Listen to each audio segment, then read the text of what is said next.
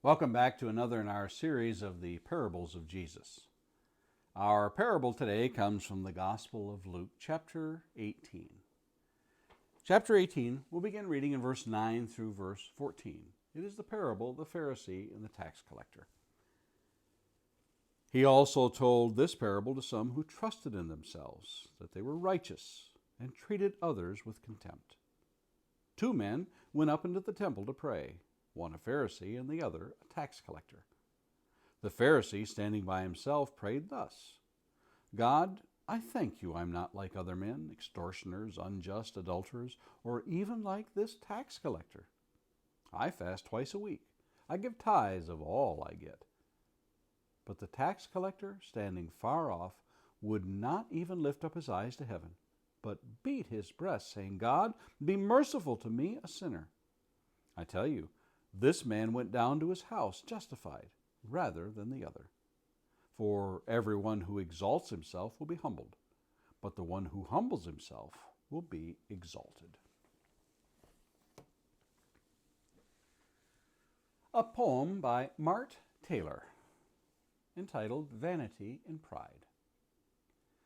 My rhyme is of two little weeds called vanity and pride, that in the garden of our hearts are ever side by side. They are weeds of very sudden growth, and getting once a start, they choke the flowers that otherwise would beautify the heart. They flourish in all seasons, and they thrive in every clime. They are sown in Eden's garden, and will perish but with time. They are weeds that are productive of but very little good, and 'tis said that the breath of flattery supplies them both with food.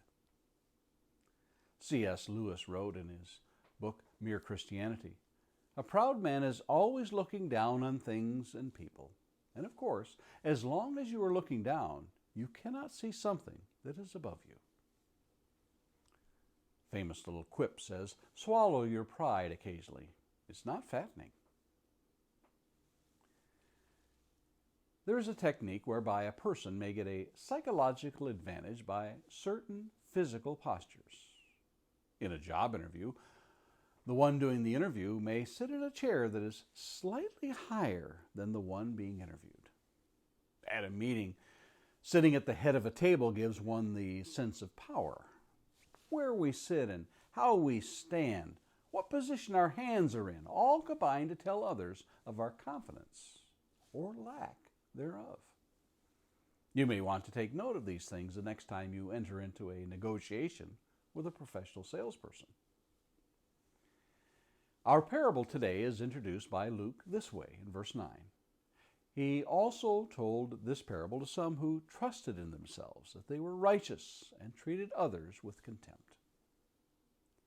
There is little doubt as to who this was directed at and why.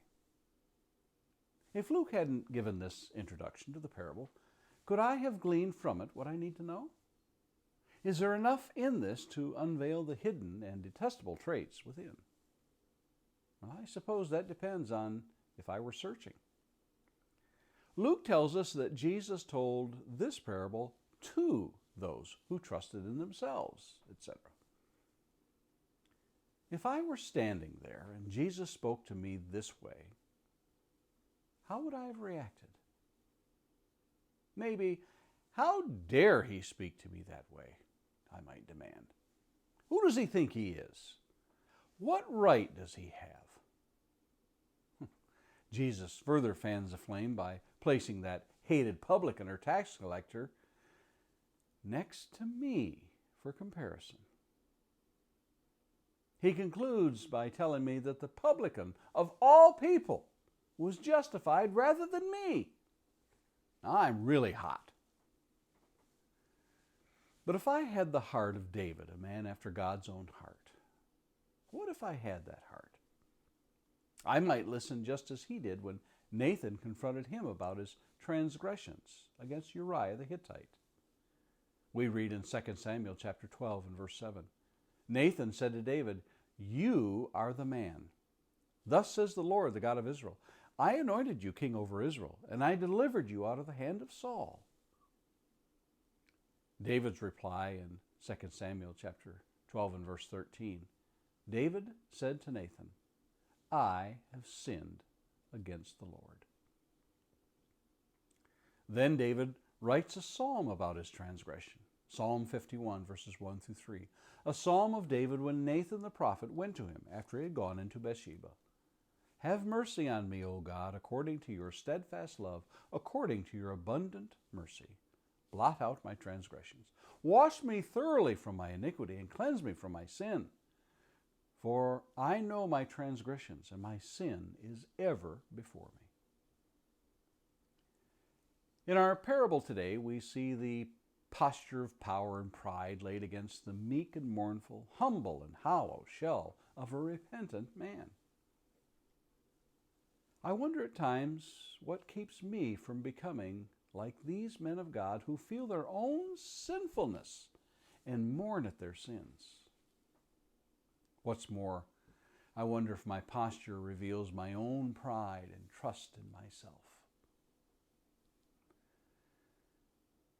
I wonder if Jesus was looking at me all those years ago and speaking to my heart.